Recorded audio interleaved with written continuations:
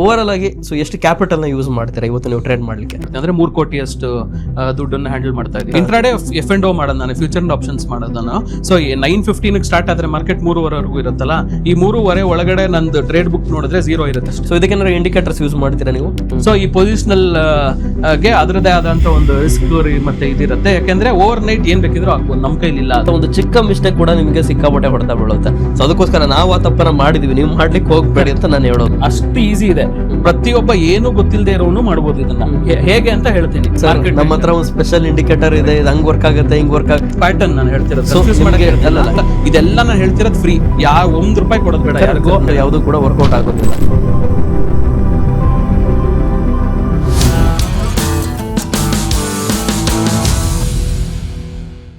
ವೀಕ್ಷಕರೇ, ಇದನ್ನು ಕೂಡ ನಾನು ಸಿಂಪಲ್ ಆಗಿ ಹೇಳ್ತೀನಿ. ಸೊ ನಾವು ಕೂಡ ಯೂಟ್ಯೂಬ್ ಇಂದ ನೋಡಿ ಕಲ್ತಿದೀವಿ, ನಾವ್ಯಾಕೆ ಕಲಿಬಾರ್ದು ಅಂತ ನೀವು ಕೂಡ ನಾಳೆ ಇದನ್ನ ಟ್ರೈ ಮಾಡ್ಲಿಕ್ಕೆ ಹೋಗ್ತೀರಾ. ಒಂದನ್ನ ನಾನು ಸಿಂಪಲ್ ಆಗಿ ಹೇಳ್ತೀನಿ, ಶೇರ್ ಮಾರ್ಕೆಟ್ ನಲ್ಲಿ 1000 ದಾರಿಗಳಿದೆ. ಓಕೆ, ಸೊ ಯಾವ ದಾರಿ ತಗೊಳ್ತೀವಿ ಅನ್ನೋದು ಮ್ಯಾಟರ್ ಆಗುತ್ತೆ. ಇನ್ ಕೇಸ್ ಮಿಸ್ ಆಗಿ ನೀವು ಬೇರೆ ದಾರಿ ಹೋದ್ರಿ ಅಂತಂದ್ರೆ ಹೊಡೆಸ್ಕೊಳ್ತೀರಾ. ಓಕೆ, ಅಲ್ಲಿ ಸ್ಕ್ಯಾಮ್ಗಳು ಮಾಡೋರು ಕೂಡ ಇರ್ತಾರೆ, ತಪ್ಪು ಹಾದಿ ತೋರಿಸೋರು ಕೂಡ ಇರ್ತಾರೆ, ಎಲ್ಲ ಗೊತ್ತಿದೆ ನಮ್ಮ ಹತ್ರ ಬನ್ನಿ ನಾನು ಹೇಳ್ಕೊಡ್ತೀನಿ ಅಂತ ಕರೆಯೋರು ಕೂಡ ಇರ್ತಾರೆ. ಸೊ ಈ ರೀತಿ ಆದಾಗ ನೀವೇನಾದ್ರೂ ಮಾಡ್ತಕ್ಕಂಥ ಒಂದು ಚಿಕ್ಕ ಮಿಸ್ಟೇಕ್ ಕೂಡ ನಿಮಗೆ ಸಿಕ್ಕಾಪಟ್ಟೆ ಹೊಡೆತ ಬೀಳುತ್ತೆ. ಸೊ ಅದಕ್ಕೋಸ್ಕರ ನಾವು ಆ ತಪ್ಪನ್ನ ಮಾಡಿದೀವಿ, ನೀವು ಮಾಡ್ಲಿಕ್ಕೆ ಹೋಗ್ಬೇಡಿ ಅಂತ ನಾನು ಹೇಳೋದು. ಸೊ ಪರ್ಫೆಕ್ಟ್ ಆಗಿ ಯಾರಾದ್ರೂ ನಿಮಗೆ ಜೆನ್ಯೂನ್ ಆಗಿ ಒಬ್ಬ ಟೀಚ್ ಮಾಡ್ತಾ ಇದ್ದಾನೆ, ಅದ್ರ ಬಗ್ಗೆ ಹೇಳ್ತಾ ಇದ್ದಾನೆ ಅಂದ್ರೆ ಅವ್ನು ಫಾಲೋ ಮಾಡಿ, ಅಥವಾ ಅವನೇನ್ ಹೇಳ್ತಾ ಇದ್ದಾನೆ ಅದನ್ನ ಕೇಳಿ ಶ್ರದ್ಧೆಯಿಂದ. ಬಟ್ ಯಾವುದನ್ನು ಕೂಡ ವಿತ್ ರಿಯಲ್ ಮನಿಯಿಂದ ಟೆಸ್ಟ್ ಮಾಡ್ಲಿಕ್ಕೆ ಹೋಗ್ಬೇಡಿ. ಬಟ್ ನಾನು ಕೂಡ ನನ್ನ ಸ್ಟೂಡೆಂಟ್ಸ್ಗೆ ಡೈರೆಕ್ಟ್ ಆಗಿ ಮಾತನ್ನ ಹೇಳ್ತೀನಿ, ಯಾವತ್ತೂ ಕೂಡ ಅಪ್ಪ ಅಮ್ಮನ ದುಡ್ಡಾಗಿರ್ಬೋದು, ಕಷ್ಟಪಟ್ಟು ದುಡ್ದಿರ್ತಕ್ಕಂಥ ಯಾವುದೋ ಒಂದು ಮನೇಲಿ ಇರ್ತಕ್ಕಂಥ ದುಡ್ಡನ್ನ ತಗೊಂಡೋಗಿ ಟ್ರೈ ಮಾಡ್ಲಿಕ್ಕೆ ಹೋಗ್ಬೇಡಿ ಅಂತಾನೆ ನಾನು ಹೇಳ್ತೀನಿ. ಸೊ ಯಾವತ್ತೂ ಕೂಡ ನೀವು ದುಡ್ದಿರ್ತಕ್ಕಂಥ ಹಣನ ನೀವು ಮಾಡಿ, ಇನ್ನೊಂದು ಅದ್ರ ಬಗ್ಗೆ ಕಲ್ತು ಮಾಡಿ. ವಿತೌಟ್ ಕಲಿದೇನೆ ಮಾಡೋದು ಬಹಳ ತಪ್ಪು. ನಾನು ಸ್ಟಾರ್ಟಿಂಗ್ ಸಿಕ್ಕಾಪಟ್ಟೆ ಲಾಸ್ ಮಾಡ್ಕೊಂಡಿದ್ದೀನಿ, ಪ್ರಾಂಪ್ಟ್ ಆಗಿ ಹೇಳ್ಬೇಕು ಅಂತ ಅಂದ್ರೆ. ಓಕೆ, ಸೊ ಈ ತಪ್ಪನ್ನು ಕೂಡ ಜನ ಸುಮಾರು ಮಾಡೋದನ್ನು ಕೂಡ ನಾನು ನೋಡಿದ್ದೀನಿ. ಸೊ ಓವರ್ ಆಲ್ ಆಗಿ ಸೊ ಎಷ್ಟು ಕ್ಯಾಪಿಟಲ್ ನ ಯೂಸ್ ಮಾಡ್ತೀರಾ ಇವತ್ತು ನೀವು ಟ್ರೇಡ್ ಮಾಡ್ಲಿಕ್ಕೆ? ಇವಾಗ ಅದೇ ನನ್ಗೆ ಎಲ್ಲ ಗೊತ್ತಾಗಿ ವಿಷಯಗಳು ಈಗ ಒಂದ್ ಸ್ವಲ್ಪ ಅಂದ್ರೆ ಸುಮಾರು ನನ್ಗೆ ನೀವು ಹೇಳಿದ್ರೆ, ಈಗ ನಂದು ಟ್ವಿಟರ್ ಅಕೌಂಟ್ ಇದೆ, ಎಕ್ಸ್ ಪ್ಲಾಟ್ಫಾರ್ಮ್, ಅದ್ರಲ್ಲಿ ಒಂದು ಸುಮಾರು ಹೇಳ್ಬೋದಾ ನಿಮ್ಮ Twitter account? Leo trade master ಅಂತ ಅದು ನನ್ನ ಟ್ವಿಟರ್ ಹ್ಯಾಂಡಲ್. ಸೊ ಅಲ್ಲಿ ಆಲ್ಮೋಸ್ಟ್ 4000 ಫಾಲೋವರ್ಸ್ ಇದ್ದಾರೆ ನನಗೆ. ಸೊ ಇದೆಲ್ಲ ಒಳ್ಳೆ ಕನೆಕ್ಟ್ ಮಾಡಿ, ಎಲ್ಲ ಇದು ಒಳ್ಳೆ ಜನದ ಸಂಪರ್ಕ ಮಾಡಿ ಅಂಡ್ ಯಾವ ತರ ಮಾಡ್ಬೇಕು ಅನ್ನೋದೊಂದು ಕಾನ್ಫಿಡೆನ್ಸ್ ತಗೊಂಡು ಸ್ಲೋ ಆಗಿ ನಾನು ಇನ್ಕ್ರೀಸ್ ಮಾಡ್ಕೊಂಡು ಬಂದೆ ಕ್ಯಾಪಿಟಲ್ನ. ಇವತ್ತಿನ ದಿನಕ್ಕೆ ಒಂದು 3 CR ಅಷ್ಟು ಹ್ಯಾಂಡಲ್ ಮಾಡ್ತೀನಿ, ಅಂದ್ರೆ 3 ಕೋಟಿಯಷ್ಟು ದುಡ್ಡನ್ನು ಹ್ಯಾಂಡಲ್ ಮಾಡ್ತಾ ಇದ್ದೀನಿ ನಾನು ಈ ಮಾರ್ಕೆಟ್ಗೆ. ಎವ್ರಿ ಡೇ ಈ ನಾನು ಮಾಡೋದು ಬರೀ ಇಂಟ್ರಾಡೇ. ಸೊ ಇಂಟ್ರಾಡೇ ಅಂದ್ರೆ ಪೊಸಿಷನಲ್ ಇರಲ್ಲ, ಅಂದ್ರೆ ರಾತ್ರಿ ನಾನು ಆರಾಮಾಗಿ ಮಲಗಬೇಕು ಆ ಒಂದು ಇಂಟೆನ್ಷನ್ ಅಲ್ಲಿ ಮಾರ್ಕೆಟ್ ಬಂದು ಮಾಡ್ತೀನಿ. So every day when I wake up, ಅಂದ್ರೆ ಈಗ ಎದ್ಮೇಲಿಂದ ಒಂದು ಸುಮಾರು ಒಂದು ವರ್ತ್ 3 ಕೋಟಿಯಷ್ಟು ದುಡ್ಡನ್ನ ಹಾಕಿ ಜನರೇಟ್ ಮಾಡಕ್ ಟ್ರೈ ಮಾಡ್ತೀನಿ. ಓಕೆ, ಸೊ ಈಗ ನೀವು 3 ಕೋಟಿ ಇನ್ವೆಸ್ಟ್ಮೆಂಟ್ ಅಲ್ಲಿ ಕ್ಯಾಪಿಟಲ್ ನಲ್ಲಿ ನೀವು ಏನ್ ಮಾಡ್ತಿದ್ರ, ಟ್ರೇಡ್ ಮಾಡ್ತಿದ್ರ ಅಂತ ಹೇಳಿ. ಓಕೆ, ಸೊ ಬೆಳಗ್ಗೆ ಎದ್ದ ತಕ್ಷಣ ನೀವು ಮೊದಲು ಮಾಡ್ತಕ್ಕಂಥದ್ದೇನೆ ಆಸ್ ಅ ಟ್ರೇಡರ್? ಸೊ ಏನ್ ಮಾಡ್ಬೇಕು, ಜನರಿಗೆ ಏನ್ ಟಿಪ್ ಕೊಡ್ತೀರಾ? ಓಕೆ, ಸೊ ಇವಾಗ ಪೊಸಿಷನಲ್ ಆಗಿದ್ರೆ ನಾನು ತುಂಬಾ ರಿಸರ್ಚ್ ಮಾಡಬೇಕು, ರಾತ್ರಿ ಎಲ್ಲ ಏನಾಗುತ್ತೆ, US ಅಲ್ಲಿ ಏನಾಯ್ತು, ಏನಾಯ್ತು ಅನ್ನೋದೆಲ್ಲ. ನಾನ್ ಮಾಡೋದು ಇಂಟ್ರಾಡೇ. ಸೊ ನನಗೆ ಆ ಓವರ್ ನೈಟ್ ರಿಸ್ಕ್ ಇರಲ್ಲ. ಬಟ್ ನಾನೇನ್ ಹೇಳ್ತೀನಿ ಅಂದ್ರೆ, ಈಗ ಇಂಟ್ರಾಡೇ ಫ್ಯೂಚರ್ ಅಂಡ್ ಆಪ್ಷನ್ ಅದನ್ನ ಹೇಳ್ಬಿಡಿ, ಏನಕ್ಕೆ ಅವ್ರಿಗೆ ಕನ್ಫ್ಯೂಷನ್ ಆಗುತ್ತೆ. ಇಂಟ್ರಾಡೇ F&O ಮಾಡೋದು ನಾನು, ಫ್ಯೂಚರ್ ಅಂಡ್ ಆಪ್ಷನ್ಸ್ ಮಾಡೋದು ನಾನು. ಸೊ 9:15 ಸ್ಟಾರ್ಟ್ ಆದ್ರೆ ಮಾರ್ಕೆಟ್ 3:15 ಇರುತ್ತಲ್ಲ, ಈ 3:15 ಒಳಗಡೆ ನಂದು ಟ್ರೇಡ್ ಬುಕ್ ನೋಡಿದ್ರೆ 0 ಇರುತ್ತೆ, ಏನು ಪೊಸಿಷನ್ಸ್ ಕ್ಯಾರಿ ಮಾಡಿರಲ್ಲ ನಾನು, ಅದನ್ನ ಇಂಟ್ರಾಡೇ ಅಂತ ಹೇಳ್ತಾರೆ. ಸೊ ಇದು ಕಾನ್ಸೆಪ್ಟ್ ಆಕ್ಚುಲಿ. ಸೊ ನಾನು ಪೊಸಿಷನಲ್ ನಾನು ಮಾಡಕ್ ತುಂಬಾ ಕಮ್ಮಿ. ಪೊಸಿಷನಲ್ ಯಾವಾಗ ಮಾಡ್ತೀನಿ ಅಂದ್ರೆ, ಈ ಇನ್ವೆಸ್ಟ್ಮೆಂಟ್ಸ್ ಗೆ ನಾನು ಮುಂಚೆ ಹೇಳಿದ್ನಲ್ಲ, ಅದ್ರ ಹೆಡ್ಜ್ ಆಗಿ ಲೀಪ್ ಆಪ್ಷನ್ಸ್ ಅಂತ ಕರೀತಾರೆ, ಅಂದ್ರೆ ಡಿಸೆಂಬರ್ ಆಪ್ಷನ್, ತುಂಬಾ ಮುಂದಿನ ಆಪ್ಷನ್ಸ್ ಎಲ್ಲ ಸೆಲ್ ಮಾಡಿ ನನ್ನ ಪ್ರೊಟೆಕ್ಷನ್ ಇನ್ಶೂರೆನ್ಸ್ಗೆ ನಾನು ಇಟ್ಟಿರ್ತೀನಿ ಅಷ್ಟೇ. ಬಟ್ ಪ್ಯೂರ್ಲಿ ಇಂಟ್ರಾಡೇ ಮಾಡೋದು ನಾನು. ಸೊ ಬೆಳಿಗ್ಗೆ ನಾನು ಎದ್ದಾಗ ಅದೇ ನೀವೇನು ಅರ್ಥ ಮಾಡ್ಕೋಬೇಕು ಅಂದ್ರೆ, ಗ್ಲೋಬಲ್ ನ್ಯೂಸ್ ಆಗ್ಲಿ ಲೋಕಲ್ ನ್ಯೂಸ್ ಆಗ್ಲಿ ಇದ್ರಲ್ಲಿ ತುಂಬಾ ನಾಲೆಡ್ಜ್ ಬರುತ್ತೆ ನಿಮ್ಗೆ ಈ ಸ್ಟಾಕ್ ಮಾರ್ಕೆಟ್ ಜರ್ನಿಲಲ್ಲಿ. ಸೊ ನೀವ್ ಯಾವಾಗ್ಲೂ ಏನಾದ್ರೂ ಕೇಳಿ ನನಗೆ ಕರೆಂಟ್ ಅಫೇರ್ಸ್ ಆಗ್ಲಿ ಇದಾಗ್ಲಿ ನಂಗೆ ಗೊತ್ತೇ ಇರುತ್ತೆ. ರಷ್ಯಾದಲ್ಲಿ ಏನಾಗ್ತಿದೆ, US ಏನಾಗ್ತಿದೆ, ಯುಕ್ರೇನ್ ಏನಾಗ್ತಿದೆ, ಎಲ್ಲ ಪ್ರತಿಯೊಂದು ಅಂಶನೂ ಗೊತ್ತಿರುತ್ತೆ ನಿಮ್ಗೆ, ಹೆಂಗೋ ಒಂದು ನ್ಯೂಸ್ ಬಂದೇ ಬರುತ್ತೆ ನಿಮ್ಗೆ. ಸೊ ಇದೆಲ್ಲ ತಲೆಯಲ್ಲಿ ಇಟ್ಕೊಂಡು ನಾವು ತುಂಬಾ ಅಪ್ಡೇಟೆಡ್ ಆಗಿರ್ತೀವಿ ನಾವು. ಸೊ ಇದೆಲ್ಲ ನ್ಯೂಸ್ ನೋಡೋದ್ರಲ್ಲೇನೆ ಗೊತ್ತಾಗತ್ತೆ, ಒಂದು ಸೆಂಟಿಮೆಂಟ್ ಬರುತ್ತೆ ನಿಮ್ಗೆ ತಲೆಯಲ್ಲಿ, ಓಕೆ ಇವತ್ತು ಏನಾಗತ್ತೆ ಅನ್ನೋದು.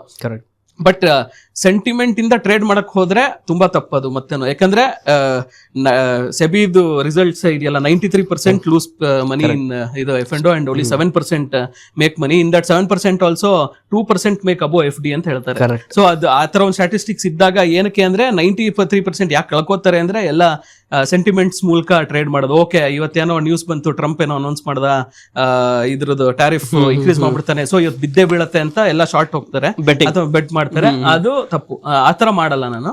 So global news, local news ಎಲ್ಲ ಅವೇರ್ ಅಂದ್ರೆ ತಲೆಯಲ್ಲಿ ಇರುತ್ತೆ. ಯಾವ್ದೋ ಒಂದು ಇವೆಂಟ್ ಇದೆಯಾ, ಇವತ್ತು RBI ಮೀಟ್ ಇದೆಯಾ, ಎಲ್ಲ ತಲೆಯಲ್ಲಿ ಇಟ್ಕೊಂಡಿರ್ತೀನಿ.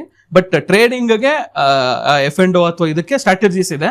ಅದ್ರ ಪ್ರಕಾರ ನಾನು ಎಮೋಷನ್ಲೆಸ್ ಆಗಿ ಟ್ರೇಡ್ ಮಾಡೋದು, ಅದಕ್ಕೆ ನಾನು ಆಲ್ಗೋಸ್ ಯೂಸ್ ಮಾಡೋದು. ಸೊ ಓಕೆ, ಸೊ ಬೆಳಗ್ಗೆ ಎದ್ದ ತಕ್ಷಣ ನೀವು ಮಾಡ್ತಕ್ಕಂಥದ್ದು ಮೊದಲು ಗ್ಲೋಬಲ್ ಮಾರ್ಕೆಟ್ ಚೆಕ್ ಮಾಡ್ತೀರಾ, ಅದಾದ್ಮೇಲೆ ಅದೇ ಗ್ಲೋಬಲ್ ಮಾರ್ಕೆಟ್ ಚೆಕ್ ಮಾಡ್ತೀನಿ, ಆಮೇಲೆ ಲೋಕಲ್ ನ್ಯೂಸ್ ನೋಡ್ತೀನಿ, ಆಮೇಲೆ ಈ ಒಂದು ಈ ಸಿನಾರಿಯೋದಲ್ಲಿ ಏನಿದೆ.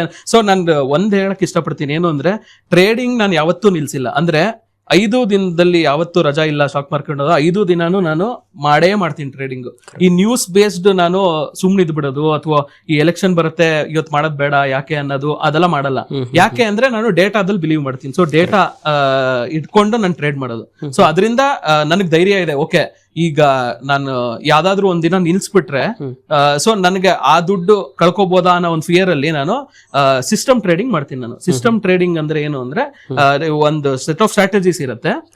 ಸೊ ಇದನ್ನೆಲ್ಲ ನಾನು ಪ್ಲಾನ್ ಮಾಡಿ ಇಟ್ಟಿರ್ತೀನಿ. ನಾನು ಅದ್ರ ಮೂಲಕ ನಾನು ಡಿಪ್ಲಾಯ್ ಮಾಡಕ್ ಹೋಗ್ತೀನಿ. ಸೊ 9:15 ಅಷ್ಟೊತ್ತಿಗೆ ರೆಡಿ ಮಾಡ್ಕೋತೀನಿ ಈ ಸೆಟಪ್ ಎಲ್ಲ. ಸೊ ನನಗೆ ಒಂದು ಕ್ಲೌಡ್ ಮಿಷನ್ ಇದೆ, ಅದ್ರಲ್ಲಿ ಡಿಪ್ಲಾಯ್ ಮಾಡ್ತೀನಿ. ಈ ತರದೆಲ್ಲ ಒಂದು ಸುಮಾರು ಪ್ರೊಸೀಜರ್ಸ್ ಇದೆ. ಅದನ್ನೆಲ್ಲ ರೆಡಿ ಮಾಡ್ಕೊಂಡು ನಾನು ಪಂಚ್ ಮಾಡಕ್ ಸ್ಟಾರ್ಟ್ ಮಾಡ್ತೀನಿ ಆರ್ಡರ್ಸ್. ಓಕೆ ಸರ್, ಈಗ ನೀವು ಟ್ರೇಡಿಂಗ್ ಮಾಡ್ತಿದ್ದೀರಾ ಅಥವಾ ಆಪ್ಷನ್ ಸೆಲ್ಲಿಂಗ್ ಮಾಡ್ತಾ ಇದ್ದೀರಾ, ಯಾವ್ದೋ ಮಾಡ್ತಾ ಇದ್ದೀರಾ. ಈಗ ನಿಮ್ಗೆ ಮ್ಯಾನ್ಯುವಲ್ ಟ್ರೇಡಿಂಗ್ ಬಗ್ಗೆ ಮಾತಾಡೋಣ ಮೊದಲು, ಆಮೇಲೆ ನಾನು ಆಲ್ಗೋಗೆ ಬರ್ತೀನಿ. ನಂಗೆ ಗೊತ್ತಿದೆ ನೀವು ಆಲ್ಗೋದಲ್ಲಿ ಸ್ಟ್ರಾಂಗ್ ಇದ್ದೀರಾ ಅಂತ. ಆಲ್ಗೋದಲ್ಲಿ ಕೂಡ ತುಂಬಾ ಏನು ನನ್ಗೆ ಕ್ಯೂರಿಯಸ್ ಇದೆ, ಅದ್ರ ಬಗ್ಗೆ ತಿಳ್ಕೊಳ್ಬೇಕು ಅಂತ ಹೇಳಿ. ಸೊ ಮೊದಲು ಮ್ಯಾನ್ಯುವಲ್ ಬಗ್ಗೆ ಬರೋಣ. ಸೊ ಮೊದಲು ನೀವು ಯಾವ್ದನ್ನ ಎಕ್ಸ್ಪೆರಿಮೆಂಟ್ ಮಾಡಿದ್ರಿ, ಅಂದ್ರೆ ಏನು ಪ್ರೈಸ್ ಆಕ್ಷನ್ ಕಲಿತರ ಅಥವಾ ಯಾವ ತರ ಮಾಡಿದ್ರಿ? ಓಕೆ, ಸೊ ಇವಾಗ ಈ ಇನ್ವೆಸ್ಟ್ಮೆಂಟ್ ಅಲ್ಲಿ ನಿಮ್ಗೆ ಹೇಳಬೇಕು ಅಂದ್ರೆ ನಾನು ಈ ಹೂಡಿಕೆ ಮಾಡೋದೆಲ್ಲ ನಾನು ಫಂಡಮೆಂಟಲಿ ಸ್ಟ್ರಾಂಗ್ ಸ್ಟಾಕ್ಸ್, ಇಲ್ಲ ಅಂದ್ರೆ ಬೀಸೆನೆ. ಸೊ ಅದಕ್ಕೆ ನಾನು ತುಂಬಾ ಕಾಂಪ್ಲಿಕೇಟೆಡ್ ಲಾಜಿಕ್ ಎಲ್ಲ ಯೂಸ್ ಮಾಡಲ್ಲ. Very simple. ನಾನು ಯಾವ ಇಂಡಿಕೇಟರ್ ಇದು ಯಾವ್ದು ಡೈಲಿ ಬೇಸಿಸ್ ಅಲ್ಲಿ ಏನು ನೋಡಲ್ಲ. ಸೊ ಏನ್ ಯೂಸ್ ಮಾಡ್ತೀನಿ ನಾನು ಅಂದ್ರೆ ಸಿಂಪಲ್ ಸಪೋರ್ಟ್ ರೆಸಿಸ್ಟೆನ್ಸ್ ನೋಡ್ತೀನಿ ಅಷ್ಟೇ ನಾನು. ಈ ಸಪೋರ್ಟ್ ರೆಸಿಸ್ಟೆನ್ಸ್ ತುಂಬಾ ಪವರ್ಫುಲ್ ಇದ್ರಲ್ಲಿ. ಯಾಕಂದ್ರೆ ಈಗ ನನಗ್ ಕಾಣೋ ಡೇಟಾ ಬೇರೆಯವ್ರಿಗೆ ಎಲ್ಲ ಇಡೀ ಪ್ರಪಂಚದಲ್ಲಿರೋ ಎಲ್ಲರಿಗೂ ಕಾಣ್ತಾ ಇರುತ್ತೆ. ಸೊ ಸಪೋರ್ಟ್ ರೆಸಿಸ್ಟೆನ್ಸ್ ಎಷ್ಟು ಇಂಪಾರ್ಟೆಂಟ್ ಅಂದ್ರೆ ಅದೇ ಝೋನ್ಸ್ ಅಲ್ಲೇ ಟ್ರ್ಯಾಪ್ ಮಾಡೋದು ಜಾಸ್ತಿ. ಕರೆಕ್ಟ್. ಸೊ ನಿಮ್ಗೆ ಯಾವಾಗ್ಲೂ ಒಂದು ಅಡ್ವೈಸ್ ಕೊಡ್ಬೇಕು ಅಂದ್ರೆ ಏನೋ ಒಂದು ಸ್ಟಾಕ್ ಎಂಟರ್ ಆಗ್ಬೇಕು ಅಥವಾ ಇದು ಹಾಕ್ಬೇಕು ಅಂದ್ರೆ ಲಾಂಗರ್ ಟೈಮ್ ಫ್ರೇಮ್ ಅಲ್ಲಿ ನೋಡಿ. ಸೊ ಇವಾಗ ವೀಕ್ಲಿ ಚಾರ್ಟ್ಸ್ ನೋಡಿ ಫಸ್ಟ್, ಅದಾದ್ಮೇಲೆ ಡೈಲಿ ಚಾರ್ಟ್ಸ್ ಬನ್ನಿ, ಆಮೇಲೆ ಅವರ್ಲಿ ಚಾರ್ಟ್ಸ್ ಬನ್ನಿ, ಆಮೇಲೆ ಸ್ಮಾಲ್ ಟೈಮ್ ಫ್ರೇಮ್ ಅಲ್ಲಿ ಆ ಝೋನ್ಸ್ ಇರತ್ತಲ್ಲ ಅದ್ರ ಮೇಲೆ ನೀವು ಇನ್ವೆಸ್ಟ್ಮೆಂಟ್ ಮಾಡ್ಬೇಕೋ ಬೇಡವೋ ಅನ್ನೋದು ಡಿಸೈಡ್ ಮಾಡಿ. ಯಾಕೆಂದ್ರೆ ಈಗ ರಿಲಯನ್ಸ್ ಅಂತ ತಗೊಳ್ಳಿ, ಅದ್ರದ್ದು ವೀಕ್ಲಿ ಚಾರ್ಟ್ಸ್ ನೋಡಿದಾಗ ಒಂದು ಈಗ ಸಪೋರ್ಟ್ ರೆಸಿಸ್ಟೆನ್ಸ್ ಎಷ್ಟೊಂದ್ ಜನಕ್ಕೆ ತುಂಬಾ ಕಾಂಪ್ಲಿಕೇಟೆಡ್ ಅನ್ಸ್ಬೋದು. ಅದು ಸಿಂಪ್ಲಿಫೈ ಮಾಡ್ಬೇಕು ಅಂದ್ರೆ ಒಂದು ಚಾರ್ಟ್ ಟ್ರೇಡಿಂಗ್ ವ್ಯೂ ಆಗ್ಲಿ ಯಾವ್ದೋ ಒಂದು ಚಾರ್ಟಿಂಗ್ ಪ್ಲಾಟ್ಫಾರ್ಮ್ ಅಲ್ಲಿ ಓಪನ್ ಮಾಡಿದ್ರೆ ನೀವು ಆ ಕ್ಯಾಂಡಲ್ ಸ್ಟಿಕ್ಸ್ ಎಷ್ಟ್ ಮೇಲ್ ಹೋಗಿ ಮತ್ತೆ ಕೆಳಗ್ ಬೀಳತ್ತಲ್ಲ, ಆ ಮೇಲ್ ಹೋಗಿರೋದೇನೆ ರೆಸಿಸ್ಟೆನ್ಸ್, ಕೆಳಗಡೆ ಎಲ್ಲಿ ಇವ್ರಿಗೂ ಬಂದಿದೆಯಲ್ಲ ಅದು ಸಪೋರ್ಟ್. ಸೊ ಎಷ್ಟ್ ಸಲ ಸಪೋರ್ಟ್ ತಗೊಳತ್ತೆ ಅಷ್ಟು ಸ್ಟ್ರಾಂಗ್ ಸಪೋರ್ಟ್ ಆಗುತ್ತೆ, ಎಷ್ಟ್ ಸಲ ರೆಸಿಸ್ಟೆನ್ಸ್ ಹತ್ರ ಹೋಗುತ್ತೆ ಅಷ್ಟು ಸಲ ಆ ಸ್ಟಾಕ್ ಆ ಒಂದ್ ಝೋನ್ ತುಂಬಾ ಇಂಪಾರ್ಟೆಂಟ್ ಅಂತ. ಸೊ ಈ ಒಂದು ಇನ್ಫಾರ್ಮೇಶನ್ ಎಲ್ರಿಗೂ ಗೊತ್ತಿರುತ್ತೆ, ನನ್ನೊಬ್ಬನ್ಗಲ್ಲ, ನೀವು ನೋಡಿದ್ರು ಗೊತ್ತಾಗುತ್ತೆ. ಇನ್ಯಾ ಸೊ ದುಡ್ಡು ಯಾಕೆ ಮಾಡಕ್ ಆಗಲ್ಲ ಅಂತ ಕೇಳ್ಬೋದು ನೀವು. ಸೊ ಯಾಕಂದ್ರೆ ಇದು ಎಲ್ಲ ನೋನ್ ಇದು. ಸೊ ಅದೇ ತುಂಬಾ ಇಂಪಾರ್ಟೆಂಟ್. ಇದು ಒಂದೇ ಸಾಲಲ್ಲ ನಿಮ್ಗೆ. ಕರೆಕ್ಟ್.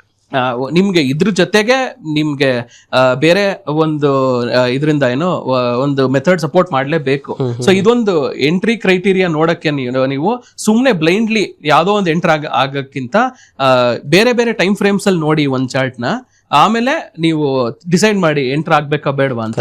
ಆಮೇಲೆ ಯೂಶಲಿ ಸಪೋರ್ಟ್ ಹತ್ರ ಇದ್ದಾಗ ಬ್ರೇಕ್ ಆಗತ್ತೋ ಇಲ್ವೋ ಅಂತ ನೋಡ್ಕೊಂಡು ಎಂಟರ್ ಆಗ್ಬೇಕಾಗತ್ತೆ. ಸೊ ವೀಕ್ಲಿ ತುಂಬಾ ಸ್ಟ್ರಾಂಗ್ ಡೇಟಾ ಇರುತ್ತೆ, ಒಂದು 7 ದಿನದ ಟೈಮ್ ಫ್ರೇಮ್ ಅಲ್ಲಿ ಇರುತ್ತೆ. ಸೊ ಅದೆಲ್ಲ ಸ್ಟ್ರಾಂಗ್ ಸಪೋರ್ಟ್ ಮತ್ತೆ ರೆಸಿಸ್ಟೆನ್ಸ್. ಯೂಶಲಿ ರೆಸಿಸ್ಟೆನ್ಸ್ ಹತ್ರ ಅಥವಾ ಸಪೋರ್ಟ್ ಹತ್ರ ಟ್ರೇಡ್ ಮಾಡೋದು ಸುಲಭ ಅನ್ಸುತ್ತೆ. ಪ್ಲಸ್ ಸ್ಟಾಕ್ ಪಿಕ್ಕಿಂಗ್ ಕೂಡ ನಿಫ್ಟಿ 50 ಮಾಡಿ ಅಥವಾ ಬೀಸಲ್ ಮಾಡಿ, ಇದು ತುಂಬಾ ಇಂಪಾರ್ಟೆಂಟ್.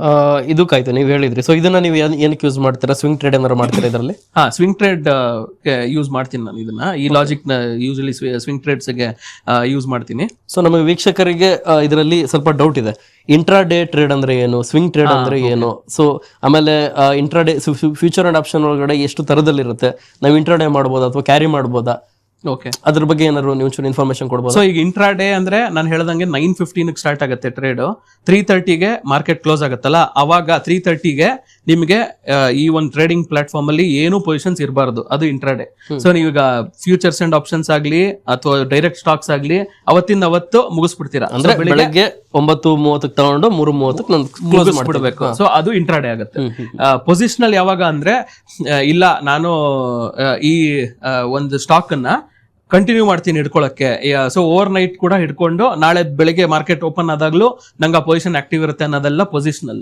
ಸೊ ಈ ಪೊಸಿಷನಲ್ ಗೆ ಅದರದೇ ಆದಂತ ಒಂದು ರಿಸ್ಕ್ ಮತ್ತೆ ಇದಿರುತ್ತೆ, ಯಾಕೆಂದ್ರೆ ಓವರ್ ನೈಟ್ ಏನ್ ಬೇಕಿದ್ರು ಆಗ್ಬೋದು, ನಮ್ ಕೈಲಿ ಇಲ್ಲ ಅದು. ಸೊ ಅದು ಆ ಇವೆಂಟ್ ಮೇಲೆ ಯೂಶಲಿ ಏನ್ ಗೊತ್ತಾ, ಈ ಮಾರ್ಕೆಟ್ ಮೂವ್ಮೆಂಟ್ ಎಲ್ಲ ತುಂಬಾ ಸೆನ್ಸಿಟಿವ್. ಈಗ ಆಕ್ಚುಯಲ್ ನ್ಯೂಸ್ ಬರಕ್ಕಿಂತ ಮುಂಚೆನೆ ರಿಯಾಕ್ಟ್ ಆಗೋಗಿರುತ್ತೆ ಮಾರ್ಕೆಟ್. ಸೊ ಅದು ಆಕ್ಚುಯಲ್ ನ್ಯೂಸ್ ಆಮೇಲೆ ನಿಮ್ಗೆ ಗೊತ್ತಾಗೋದು. ರಿಟೇಲ್ ಟ್ರೇಡರ್ಸ್ ಯೂಶಲಿ ರಿಯಾಕ್ಷನ್ ಗೊತ್ತಾಗೋದು ಆಮೇಲೆನೆ, ಫಸ್ಟ್ ಸ್ಟಾಕ್ ಮಾರ್ಕೆಟ್ ಹೇಳ್ಬಿಡತ್ತೆ ನಿಮ್ಗೆ ಮೇಲ ಕೆಳಗ ಅಂತ. ಸೊ ಈಗೊಂದು ನ್ಯೂ ಇನ್ಕಮ್ ಟ್ಯಾಕ್ಸ್ ಬಿಲ್ ಬರುತ್ತೆ ನಾಳೆ ದಿನ ಅಂದ್ರೆ ನಿಮ್ಗೊಂದು 2 ವಾರ ಇಲ್ಲ 3 ವಾರದ ಮುಂಚೆನೆ ಗೊತ್ತಾಗ್ಬಿಡುತ್ತೆ ಪ್ರೈಸ್ ಆಕ್ಷನ್ ಅಂತ. ಸೊ ಅದು ಪ್ರಿಡಿಕ್ಟ್ ಮಾಡೋದ್ ಕಷ್ಟ ಆಗುತ್ತೆ. ಸೊ ಈ ತರ ಒಂದು ನ್ಯೂಸ್ ಬೇಸ್ಡ್ ಇರುತ್ತಲ್ಲ, ಅದರಿಂದ ಏನೋ ಇಂಟ್ರಾಡೇದು ಅದರದೇ ಆದಂತ ಅಡ್ವಾಂಟೇಜಸ್ ಇರುತ್ತೆ ಮತ್ತೆ ಡಿಸ್ಅಡ್ವಾಂಟೇಜಸ್ ಇರುತ್ತೆ. ಪೊಸಿಷನಲ್ ಆಗಿ ಅದೇ ಅದರ ಅಡ್ವಾಂಟೇಜ್ ಡಿಸ್ಅಡ್ವಾಂಟೇಜ್ ಇರುತ್ತೆ. ಯಾಕೆ ಅಂದ್ರೆ ಈಗ ಪೊಸಿಷನಲ್ ನೀವು ಮಾಡಿದ್ರೆ ಜಾಸ್ತಿ ರಿವಾರ್ಡ್ ತಗೋಬಹುದು ನೀವು. ಅಂದ್ರೆ ಈಗ ಬೇಗ ಬುಕ್ ಮಾಡ್ಬಿಟ್ಟು ನೆಕ್ಸ್ಟ್ ಡೇ ನೀವು ಇಟ್ಕೊಂಡಿದ್ರೆ ಅದು 2% ಅಪ್ ಇರುತ್ತೆ ಮಾರನೇ ದಿನ. ಸೊ ಅದೇ ಸ್ಟಾಕ್, ಸೊ ನೀವು ಇಟ್ಕೊಂಡಿದ್ರೆ ಅದಷ್ಟು ಕ್ಯಾಪ್ಚರ್ ಮಾಡ್ಬೋದಲ್ವಾ. ಸೊ ಆ ಒಂದು ಎಂಟೈರ್ ಸ್ವಿಂಗ್ ನೀವೇನ್ ತಗೊಂತೀರಲ್ಲ ಅದು ಸ್ವಿಂಗ್ ಟ್ರೇಡಿಂಗ್ ಅಂತಾರೆ. ಈಗ ಇಟ್ಕೊಂಡು ಒಂದು ರೆಸಿಸ್ಟೆನ್ಸ್ ವರ್ಗು ಬರೋವರೆಗೂ ಸಪೋರ್ಟ್ ಅಲ್ಲಿ ತಗೊಂಡಿರ್ತೀರಾ, ರೆಸಿಸ್ಟೆನ್ಸ್ ವರ್ಗು ಬರೋವರೆಗೂ ವೆಯ್ಟ್ ಮಾಡೋದು, ಆಮೇಲೆ ಅಲ್ಲಿ ಮಾರೋದು swing trade. So it can take 7 days, 7 ದಿನ ಆಗ್ಬೋದು, 10 ದಿನ ಆಗ್ಬೋದು, 1 ತಿಂಗಳಾಗ್ಬೋದು. ಒಂದು ಫಂಡಮೆಂಟಲ್ ಸ್ಟಾಕ್ ಅಲ್ಲಿ ಎಂಟರ್ ಆಗಿ ಸಪೋರ್ಟ್ ಹತ್ರ ತಗೊಂಡು ರೆಸಿಸ್ಟೆನ್ಸ್ ವರ್ಗು ನೀವು ಹಿಡ್ಕೊಂಡು ಈಚೆ ಬರೋದು, ಇದು ಸ್ವಿಂಗ್ ಟ್ರೇಡ್ಸ್. ಸೊ ಅದು ಪೊಸಿಷನ್ ಅಲ್ಲೇ ಆಗುತ್ತೆ, ಯಾಕಂದ್ರೆ ಒಂದ್ ದಿನದಲ್ಲಿ ಅದು ಹೊಟ್ಟೋಗಲ್ಲ, ಸುಮಾರು ದೂರ ಇರುತ್ತೆ. ಸೊ ಈ ತರ ಒಂದು ಇದೆ. ಆಮೇಲೆ ಈ F&O ಬಗ್ಗೆ ಬಂದಾಗ option buying option selling explain ಮಾಡಿದೆ. ಈ option buying option selling positional ಅಂದ್ರೆ ಇವಾಗ ಸೆಬಿ ಏನ್ ಅಲೋ ಮಾಡತ್ ನಮ್ಗೆ ಅಂದ್ರೆ ಎಕ್ಸ್ಪೈರೀಸ್ ಇದೆ ನಮ್ಗೆ ಈ ಕಾಂಟ್ರಾಕ್ಟ್ಸ್ ಗೆಲ್ಲ. ಸೊ ವೀಕ್ಲಿ ಇರೋದು, ನಿಫ್ಟಿ ಮತ್ತೆ ಸೆನ್ಸೆಕ್ಸ್ ವೀಕ್ಲಿ ಇದೆ ಈಗ ಸದ್ಯಕ್ಕೆ. ಆಮೇಲೆ ಮಂತ್ಲಿ ಕಾಂಟ್ರಾಕ್ಟ್ಸ್ ಇದೆ. ಸ್ಟಾಕ್ಸ್ ಎಲ್ಲಾನು ಮಂತ್ಲಿನೇ, ಈ ವೀಕ್ಲಿ ಮಾತ್ರ ಇಂಡೆಕ್ಸಸ್ ಇಷ್ಟಿದೆ. ಸೊ ನಾವು ಆಪ್ಷನ್ ಬೈಯಿಂಗ್ ಮಾಡ್ಬೋದು, ಸೆಲ್ಲಿಂಗ್ ಮಾಡ್ಬೋದು, ಇಷ್ಟ ತರ ಇದೆ. ಓಕೆ ಸರ್, ಟೈಮ್ ಫ್ರೇಮ್ ಬಗ್ಗೆ ಹೇಳ್ತಾ ಇದ್ರಿ. ಸೊ ನಮ್ಮ ವೀಕ್ಷಕರಿಗೆ ಹೇಳ್ಬೋದಾ, ಸೊ ಯಾವ ಟೈಮ್, ಯಾವ ಇಂಟ್ರಾಡೇ ಮಾಡೋದಕ್ಕೆ ಯಾವ ಟೈಮ್ ಫ್ರೇಮ್ ಯೂಸ್ ಮಾಡ್ತೀರಾ, ಅಥವಾ ಸ್ವಿಂಗಿಗೆ ಯಾವ ಟೈಮ್ ಫ್ರೇಮ್ ಯೂಸ್ ಮಾಡ್ತೀರಾ, ಇದ್ರ ಬಗ್ಗೆ ಸ್ವಲ್ಪ ಮಾಹಿತಿ ಕೊಡ್ಬೋದಾ? ಓಕೆ, ಒಳ್ಳೆ ಕ್ವಶನ್ ಇದೆ ಆಕ್ಚುಲಿ. ಏನು ಅಂದ್ರೆ ನಾನು 2 ಪಾರ್ಟ್ ಡಿವೈಡ್ ಮಾಡ್ತೀನಿ ಆನ್ಸರ್ನ.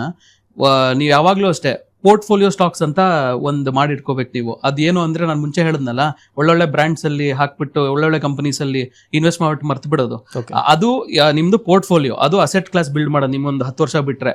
ಆ ತರದ್ ಒಂದಿರುತ್ತೆ ನಿಮ್ಗೆ. ಈಗ ಒಂದು 10 ಲಕ್ಷ ಇದೆ ಅಂದ್ರೆ 5 ಲಕ್ಷ ನನಗೆ ಈ ಲಾಂಗ್ ಟರ್ಮ್ ಇನ್ವೆಸ್ಟ್ಮೆಂಟ್ ಗೆ ಇದು. ಸೊ ಇದಕ್ಕೆ ನಿಮ್ಗೆ ಟೈಮ್ ಫ್ರೇಮ್ ಬೇಡ, ಯಾಕೆಂದ್ರೆ ಇದು ನಿಮ್ಗೆ ಹಾಕ್ಬಿಟ್ಟು ನೆಕ್ಸ್ಟ್ ಜನರೇಷನ್ ಕೊಡೋದು, ಇಲ್ಲಾಂದ್ರೆ ಇದೇ ಒಂದು 10 ವರ್ಷ 15 ವರ್ಷ ವೆಯ್ಟ್ ಮಾಡಬೇಕು. ಈ ತರದ್ ಒಂದು ಇನ್ವೆಸ್ಟ್ಮೆಂಟ್ ಜರ್ನಿ ಇರುತ್ತೆ. ಸೊ ಆಯ್ತಾ, ಇದರಲ್ಲಿ ನಿಮಗೆ ಟೈಮ್ ಫ್ರೇಮ್ ನೋಡೋದು ಬೇಡ, ಅವಶ್ಯಕತೆ ಇಲ್ಲ. Next part of the capital ನೀವು ಸ್ಪ್ಲಿಟ್ ಮಾಡ್ತೀರಲ್ಲ, ಅದರಲ್ಲಿ ನಿಮ್ಗೆ ಸ್ಟಾಕ್ಸ್ ಈಗ ಸ್ವಿಂಗ್ ಟ್ರೇಡ್ಸ್ ಅಥವಾ ಇದು ಹೇಳ್ತೀನ, ಅದಕ್ಕೆ ಟೈಮ್ ಫ್ರೇಮ್ ಬೇಕು. ಸೊ ಟೈಮ್ ಫ್ರೇಮ್ ನಿಮ್ಗೆ ಅರ್ಥ ಮಾಡಿಸ್ಬೇಕು. ಏನಕ್ಕೆ ಇಂಪಾರ್ಟೆಂಟ್ ಅಂದ್ರೆ OHLC ಅಂತ ಒಂದು ಕಾನ್ಸೆಪ್ಟ್ ಇದೆ. OHLC ತುಂಬಾ ಒಂಥರ ವಿಚಿತ್ರವಾಗಿ ಕೇಳ್ಬೋದು ನಿಮ್ಗೆ. ಏನು ಅಂದ್ರೆ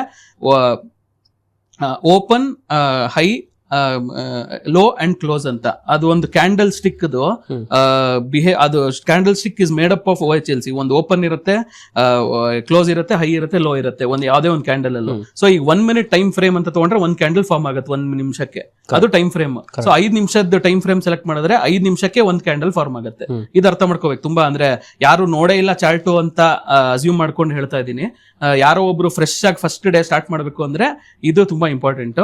ಏನು ಅಂದ್ರೆ 1 ಕ್ಯಾಂಡಲ್ ಫಾರ್ಮೇಶನ್ ಒಂದು ಟೈಮ್ ಫ್ರೇಮ್ ನೀವು ಸೆಲೆಕ್ಟ್ ಮಾಡಿದ್ಮೇಲೆ ಹೋಗುತ್ತೆ.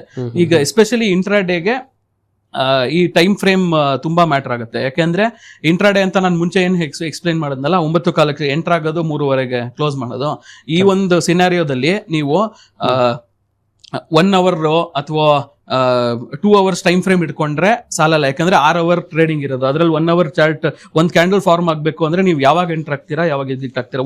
ಅದು ಹೈಯರ್ ಟೈಮ್ ಫ್ರೇಮ್ ನೀವು ನೋಡ್ಕೊಂಡು ಹೋಗ್ತಾ ಇದ್ದಾಗ್ಲೇ ಜಾಸ್ತಿ ಲಾಸ್ ತಗೋಬೇಕಾಗತ್ತೆ ನೀವು. ಯಾಕೆ ಅಂದ್ರೆ ಆ ಒಂದು ಮೂವ್ಮೆಂಟ್ ಆಫ್ ದ ಪ್ರೈಸ್ ತುಂಬಾ ವೇರಿಯೇಷನ್ ಇರುತ್ತೆ. ಈಗ ಒಂದು ಕಂಪನಿ 600ಕ್ಕೆ ಹೈ ಮಾಡಿರ್ಬೋದು, ಅದ್ 400ಕ್ಕೆ ಬಂದಿರ್ಬೋದು. ಅದು ಒಂದ್ ಕ್ಯಾಂಡಲ್ ಇನ್ನ ಡೈಲಿ ಟೈಮ್ ಫ್ರೇಮ್ ಇರ್ಬೋದು, ಅಂದ್ರೆ ಅಥವಾ ವೀಕ್ಲಿ ಟೈಮ್ ಫ್ರೇಮ್ ಇರ್ಬೋದು. ಸೊ ಇದು ತುಂಬಾ ಇಂಪಾರ್ಟೆಂಟ್. ಏನು ಅಂದ್ರೆ ಒಂದು ಹೈಯರ್ ಟೈಮ್ ಫ್ರೇಮ್ಗೆ ಹೋಗ್ತಾ ಹೋಗ್ತಾ ಜಾಸ್ತಿ ಸ್ಟಾಪ್ ಲಾಸ್ ಗಳು ನೀವು ಅಕ್ಸೆಪ್ಟ್ ಮಾಡ್ಬೇಕಾಗತ್ತೆ, ಹಾಗೇನೆ ರಿಸ್ಕು ಇರುತ್ತೆ. ಸೊ ಇದಕ್ಕೆಲ್ಲಾನು ಬ್ಯಾಕ್ ಟೆಸ್ಟಿಂಗ್ ತುಂಬಾ ಇಂಪಾರ್ಟೆಂಟ್. ಯಾವ ತರ ಮಾಡ್ಬೇಕು ಏನು ಅನ್ನೋದು ಆಮೇಲೆ ಹೇಳ್ತೀನಿ ನಿಮ್ಗೆ.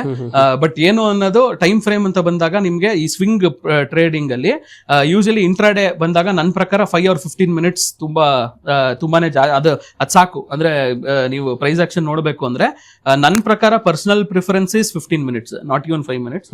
15 minutes will give a good entry point and exit point. ನಿಮ್ಗೆ ಒಳ್ಳೆ ಎಂಟ್ರಿ ಮತ್ತೆ ಎಕ್ಸಿಟ್ ಪಾಯಿಂಟ್ ಸಿಗುತ್ತೆ ಇಂಟ್ರಾಡೇ ಮಾಡಬೇಕು ಅಂದ್ರೆ. ಅದೇ ಪೊಸಿಷನಲ್ ಅಂತ ಹೇಳಿದ್ನಲ್ಲ, ಪೊಸಿಷನಲ್ ಅಂದ್ರೆ ಸ್ವಿಂಗ್ ಟ್ರೇಡ್ಸ್ ಕ್ಯಾರಿ ಮಾಡ್ತೀರಾ, ಒಂದ್ ಸಪೋರ್ಟ್ ಹತ್ರ ತಗೊಂಡಿರ್ತೀರಾ, ನಾನು ಮುಂಚೆ ಎಕ್ಸ್ಪ್ಲೇನ್ ಮಾಡ್ದಂಗೆ ರೆಸಿಸ್ಟೆನ್ಸ್ ವರ್ಗೂ ಇಟ್ಕೋಬೇಕಲ್ಲ.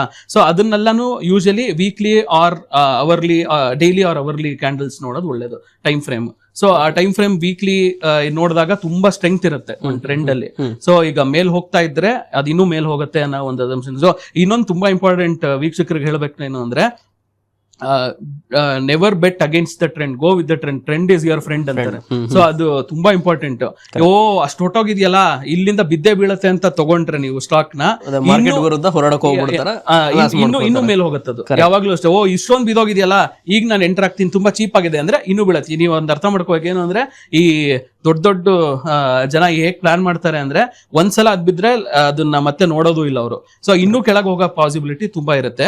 ಇದ್ಲ ತುಂಬಾ ಮೇಲ್ ಹೋಗ್ತಿದೆ ಅಂದ್ರೆ ತುಂಬಾ ಜನಕ್ಕೆ ಇಂಟ್ರೆಸ್ಟ್ ಇದೆ ಆ ಸ್ಟಾಕ್ ಮೇಲೆ, ಏನೋ ಒಂದು ಮಾಡ್ತಿದೆ ಕಂಪನಿ.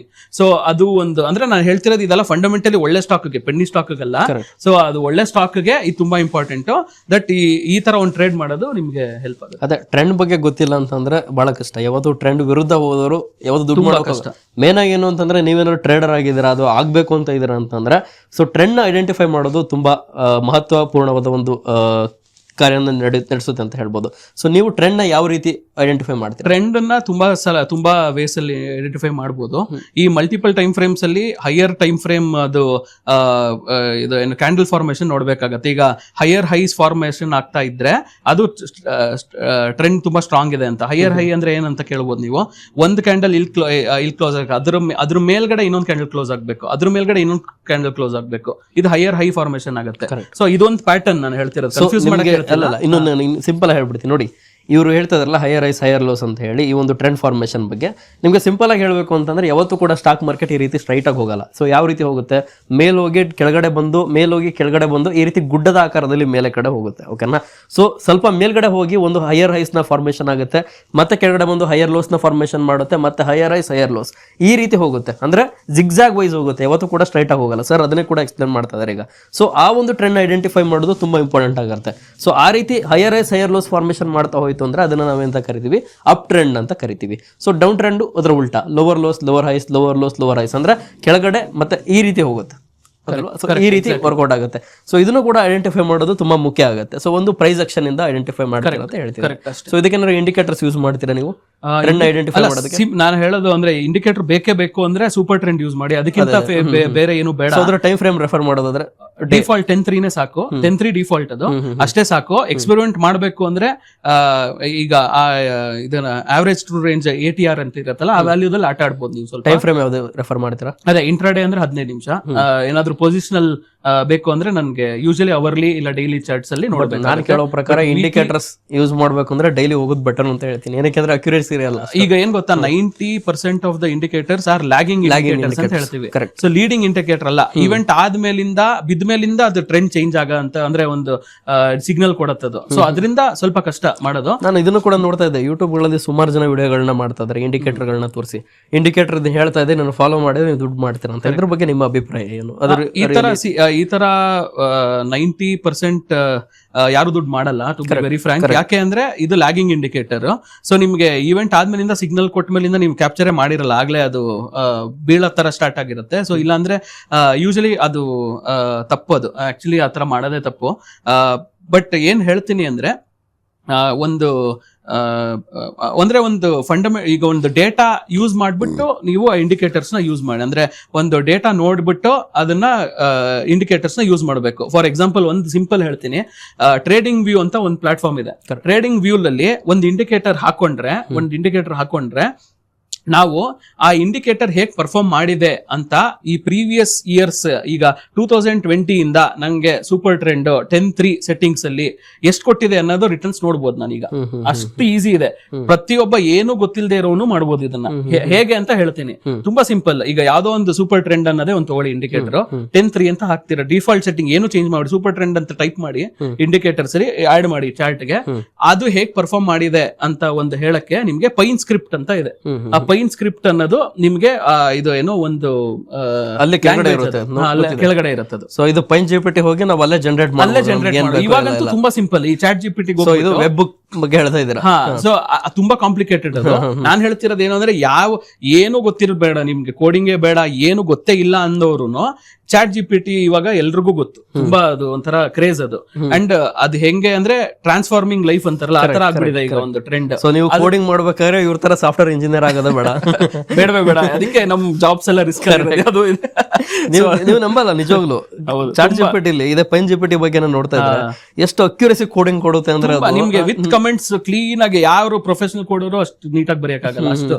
ಸೊ ಏನು ಇಲ್ಲ, ಅಲ್ಲಿಗೆ ಹೋಗ್ಬಿಟ್ಟು ಈ ಸೂಪರ್ ಟ್ರೆಂಡ್ ನ ನಾನು ಈ ಸ್ಟ್ರಾಟಜಿಯಾಗಿ ಹೇಗೆ ಕನ್ವರ್ಟ್ ಮಾಡೋದು ಅಂತ ಕೇಳಿದ್ರೆ, ಒನ್ ಲೈನ್ ಸ್ಟೇಟ್ಮೆಂಟ್ ಕೊಟ್ರೆ ಅದಕ್ಕೆ ನೀಟಾಗಿ ಒಂದು ಪೀಸ್ ಆಫ್ ಕೋಡ್ ಕೊಡುತ್ತೆ. ಅದನ್ನ ಕಾಪಿ ಪೇಸ್ಟ್ ಮಾಡ್ಬಿಟ್ಟು ನೋಡಿದ್ರೆ ನೀವು ಅಲ್ಲೇ ತೋರಿಸ್ಬಿಡುತ್ತೆ ನಿಮ್ಗೆ ರಿಟರ್ನ್ಸ್ 2020-21 ಇಂದ ಎಷ್ಟು ಬಂದಿದೆ, ಯಾವ ಟೈಮ್ ಫ್ರೇಮ್ಗೆ ಯಾವ್ದು ಚೆನ್ನಾಗಿದೆ. ಸೊ 5 ಮಿನಿಟ್ಸ್ ಗೆ ಎಷ್ಟು, 20 ಮಿನಿಟ್ಸ್ 15 ಮಿನಿಟ್ಸ್ ಗೆ ಎಷ್ಟು, 1 ಅವರ್ಗೆ ಎಷ್ಟು, ಎಲ್ಲ ನೀಟಾಗಿ ನೀವು ಸ್ಟ್ಯಾಟಿಸ್ಟಿಕಲ್ ಡೇಟಾ ನೋಡ್ಬೋದು. ಸೊ ಯಾರು ಬ್ಲೈಂಡ್ ಆಗಿ ಒಂದು ಇಂಡಿಕೇಟರ್ ಫಾಲೋ ಮಾಡಕ್ಕಿಂತ ನಿಮ್ ಕೈಯಲ್ಲೇ ಇದೆ ಎಲ್ಲ, ನೀವೇ ಟೆಸ್ಟ್ ಮಾಡ್ಕೋ.